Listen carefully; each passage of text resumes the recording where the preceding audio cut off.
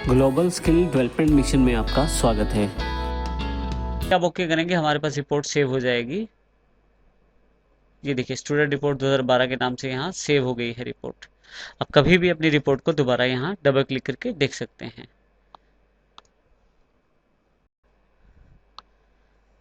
Next option हमारे पास reports में है ब्लैंक रिपोर्ट। ब्लैंक रिपोर्ट पे क्लिक करते ही आपके सामने देखिए बिल्कुल एक ब्लैंक रिपोर्ट अवेलेबल हो जाती है, जिसमें आप अपनी इच्छा अनुसार, अपनी आवश्यकता अनुसार फील्ड्स को इंसर्ट कर सकते हैं। इसके लिए आपके पास यहाँ राइट हैंड साइड पर फील्ड लिस्ट अवेलेबल हो जाती है, और उन टेबल्स, जो टेबल्स आपके पास अवेलेबल हैं आपके डेटाबेस में, उनकी एक लिस्ट अवेलेबल हो जाती है। आप यहाँ पे अगर क्लिक करें तो आपके सामने उन टेबल्स की फील्ड भी अवेलेबल हो जाएंगी। अब जिस फील्ड को चाहते हैं अपने पास ऐड करना, उसको ड्रैग करके आप यहाँ ले आइए। देखिए, जैसे मैं स्टूडेंट नेम को ड्रैग कर देता हूँ, मेरे पास यहाँ रिपोर्ट में ऐड हो गई है। इसी तरह से मैं स्टूडेंट की जो फीस है वो भी ऐड कर देता हूँ, और प्रोजेक्ट डिटेल में से मैं स्टूडेंट ने जो वेबसाइट बनाई है प्रोजेक्ट के लिए उसको ऐड कर देता हूँ। इसी तरह से टोटल मार्क्स ऐड कर देता हूँ। यहाँ से ट्रेनर का नाम भी ऐड कर देता हूँ। यहाँ से देखिए, मैं ट्रेनर वाला जो टेबल है उसमें से ट्रेनर नेम की फील्ड ले लेता हूँ। तो देखिए, इस तरह से मैं अपनी आवश्यकता अनुसार काफ़ी टेबल से मिक्स करके एक रिपोर्ट जनरेट कर रहा हूँ, और जिसमें मैं अपनी आवश्यकता अनुसार डेटा को दिखा सकता हूँ। इस तरह से आप ब्लैंक रिपोर्ट का प्रयोग करके अपनी आवश्यकता अनुसार इसको यूज कर सकते हैं। मॉडिफिकेशन करने के लिए आप फिर से इसे डिजाइन व्यू में रख के जो भी आप चेंजेस करना चाहते हैं वो भी कर सकते हैं, या आप इसको लेआउट व्यू में भी अपनी आवश्यकता अनुसार चेंजेस कर सकते हैं। ब्लैंक रिपोर्ट का सबसे बड़ा बेनिफिट ये है कि इसमें पूरी फ्रीडम है, आप जो फील्ड चाहें वो लगाए, जो फील्ड नहीं चाहते आप हटा सकते हैं, और अपनी ज़रूरतों और रिक्वायरमेंट के अनुसार अपनी रिपोर्ट जनरेट कर सकते हैं। यहाँ से क्लोज करते ही आपसे जानकारी मांगी जाएगी, आप रिपोर्ट को सेव करना चाहते हैं। जैसे ही आप यस करेंगे, रिपोर्ट का नाम पूछा जाएगा। मैं इसे न्यू रिपोर्ट के नाम से ओके कर देता हूँ। मेरे पास ये न्यू रिपोर्ट के नाम से सेव हो जाती है। जैसे ही डबल क्लिक करता हूँ रिपोर्ट सेक्शन में, तो देखिए मेरे पास रिपोर्ट अवेलेबल हो जाती है। खास बात यह है कि इसमें डिफरेंट फील्ड्स ली गई हैं डिफरेंट टेबल से, और मेरे पास एक मेरी ब्लैंक रिपोर्ट तैयार है। अगर आप रिपोर्ट्स को और आसानी से बनाना चाहते हैं तो आपके पास है रिपोर्ट विजार्ड। रिपोर्ट विजार्ड पे क्लिक करते ही आपके पास कुछ स्टेप्स अवेलेबल हो जाएंगे। उन स्टेप्स को फॉलो करके आप अपनी रिपोर्ट तैयार कर सकते हैं। देखिए, रिपोर्ट विजार्ड में सबसे पहले उन टेबल या क्वेरीज की जानकारी मांगी जा रही है जिनके आधार पे आपको रिपोर्ट बनानी है। आप अपनी रिपोर्ट को अलग अलग टेबल्स की फील्ड या अलग अलग क्वेरी की फील्ड से मिलाकर भी बना सकते हैं। मान लीजिए मैं स्टूडेंट की फील्ड, स्टूडेंट टेबल और प्रोजेक्ट डिटेल टेबल को मिला के रिपोर्ट बनाना चाहता हूं, तो मैं पहले स्टूडेंट की फील्ड सेलेक्ट कर लेता हूं, आईडी, नाम और एक उसका मोबाइल नंबर। इसी तरह से मैं यहां से दोबारा सेलेक्ट कर लेता हूं प्रोजेक्ट डिटेल टेबल को। अब की बार यहां से मैं वेबसाइट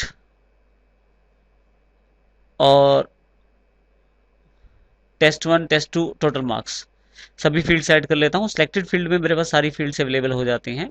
फिर से नेक्स्ट पे क्लिक करता हूँ। देखिए, यहाँ पे मेरे पास ग्रुपिंग की जानकारी पूछी जा रही है। मैं चाहूँ तो यहाँ पे ग्रुप वाइज इंफॉर्मेशन जनरेट कर सकता हूँ। उसके लिए मुझे जिस आधार पे ग्रुप्स बनाने हैं, मुझे यहाँ क्लिक करना पड़ेगा, और मेरे पास वहाँ पे ग्रुपिंग के लिए ऑप्शंस अवेलेबल हो जाएंगे। मुझे जिस आधार पे ग्रुप बनाने हैं यहाँ से मैं सिलेक्ट कर सकता हूँ, और अगर नहीं बनाने तो यहाँ से बैक कर सकता हूँ। जो चेंजेस मैंने किए हैं उन्हें हटा सकता हूँ।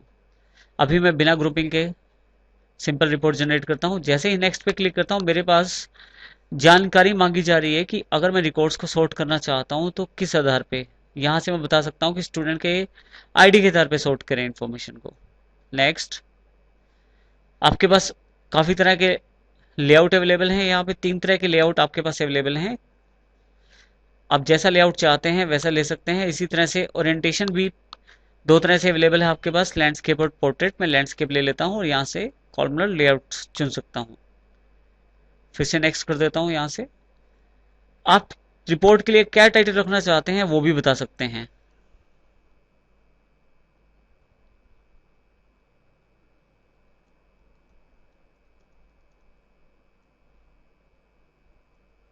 मैं टाइटल रख देता हूँ टेस्ट रिपोर्ट ऑफ 2012, 2012 की टेस्ट रिपोर्ट। चाहे तो फिर से मॉडिफाई कर सकते हैं डिज़ाइन को, लेकिन मैं प्रीव्यू कर लेता हूँ और फिनिश कर लेता हूँ। मेरे पास मेरी रिपोर्ट तैयार है। यहाँ देखिए पहले आईडी एक स्टूडेंट की डिटेल है, फिर दूसरे स्टूडेंट की, इस तरह से मेरे पास काफी सारे स्टूडेंट्स की डिटेल अवेलेबल हो जाती है। आप विजार्ड्स के स्टेप्स को फॉलो करते हुए डिफरेंट टाइप की रिपोर्ट्स जनरेट कर सकते हैं। मेरे पास ये कॉलमनर रिपोर्ट अवेलेबल हुई है। रिपोर्ट्स में हम कंडीशनल फॉर्मेटिंग का प्रयोग करके कंडीशंस के आधार पर डेटा को अलग अलग फॉर्मेट्स में हम देख सकते हैं। इसके लिए मैं एक रिपोर्ट ओपन कर लेता हूं, जैसे स्टूडेंट रिपोर्ट 2012 जो मैंने बनाई थी उसको ओपन कर लेता हूं। मैं चाहता हूं जिन लोगों की फीस 300 रुपए से ऊपर है वो मेरे पास यहाँ अलग से दिखाई दे। इसके लिए मैं सबसे पहले व्यू पे क्लिक करता हूं और अपने जो रिपोर्ट है उसको लेआउट व्यू में ओपन कर लेता हूं। चेंजेस करने के लिए आप लेआउट व्यू में आ सकते हैं। उसके पश्चात यहाँ यदि आप फॉर्मेट पे चले जाएं तो बेसिक फॉर्मेटिंग तो आपके पास अवेलेबल है, साथ ही कंडीशनल फॉर्मेटिंग अवेलेबल है। देखिए यहाँ मैं फीस वाला कॉलम सेलेक्ट कर लेता हूँ और कंडीशनल फॉर्मेटिंग पे क्लिक कर देता हूँ। यहाँ से क्योंकि मुझे फीस मैंने सिलेक्ट किया हुआ है तो ऑटोमेटिकली यहाँ फॉर्मेटिंग रूल फीस के लिए अवेलेबल हो गया है। न्यू रूल पे क्लिक करते ही यहाँ पे मैं रूल डिफाइन कर सकता हूँ। देखिए field value is greater than और इक्वल टू 300, 300 या 300 से ऊपर हो जाए। इस केस में इसका कलर रेड हो जाए। यहां से मैं कलर और भी ले सकता हूं, कॉर्नर पे क्लिक करके आप डायरेक्ट यहां से रेड कलर भी ले सकते हैं। और हल्का से ये जो मेरे पास फॉन्ट है वो बोल्ड रूप में दिखाई दे। जैसे ही इसे मैं ओके करता हूं मेरे पास यहाँ जानकारी अवेलेबल हो गई है कि अगर वैल्यू 300 से ऊपर रहती है या 300 के बराबर होती है तो ये वाला फॉर्मेट अप्लाई हो जाएगा। मैं इसे अप्लाई करके ओके कर देता हूं। तो देखिए यहां मेरे पास रिपोर्ट में जहां जहां 300 या 300 से ऊपर की वैल्यू है फीस में वह सारा डेटा मेरे पास रेड कलर में अवेलेबल हो गया है बोल्ड के साथ।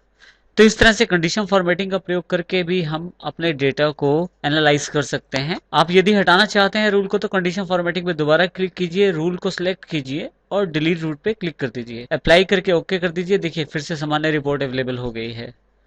तो इस तरह से कंडीशन फॉर्मेटिंग लगा के आप रिपोर्ट्स में अपने डेटा को कैटेगराइज करके भी देख सकते हैं।